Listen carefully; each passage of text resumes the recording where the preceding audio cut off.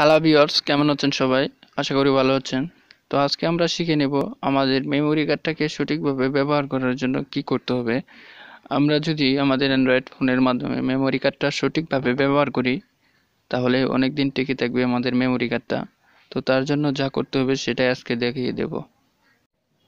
আমাদের ভিডিওটি ভালো লাগলে লাইক, কমেন্ট, শেয়ার করে পাশে থাকবেন এবং সাবস্ক্রাইব করবেন। সাবস্ক্রাইব করে হেলো বাটনে ক্লিক করবেন।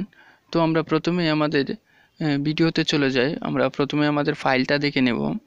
ফাইলটা দেখার জন্য আমরা মেমোরি কার্ডে ক্লিক করব, ফাইল ম্যানেজারে দেখে নেব ওই জায়গায় কতটুকু এমবি খালি আছে। দেখেন 199 এমবি খালি আছে আমাদের এসডি কার্ডে, 199 এমবি। একটু পর আপনারা আরেকটু বেশি দেখতে পারবেন, কারণ আমি আরেকটু খালি করে দেব। দেন এখন আমরা সেটিংয়ে চলে যাব।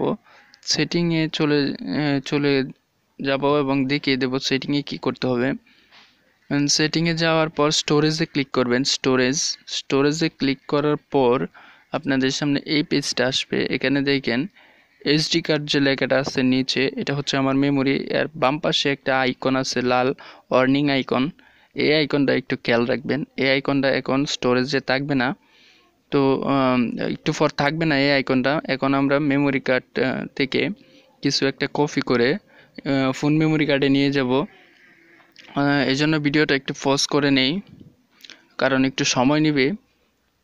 দেন আমরা একটু পর আবার আসবো। দেখেন চলে আসছি। এখন আমার ফোন মেমোরি কার্ডটা 1 জিবি খালি হয়ে গেছে। আবার ফোন মেমোরি কার্ডের জায়গা একবারে 160 এমবি হয়ে গেছে। ফোন মেমোরি কার্ড একবারে বেশি ভরে গেছে। তো আবার আমরা সেটিংয়ে চলে যাব। সেটিংয়ে যাওয়ার পর আপনারা দেখতে পারবেন এই আইকনটা নাই মেমোরি কার্ডের পাশে।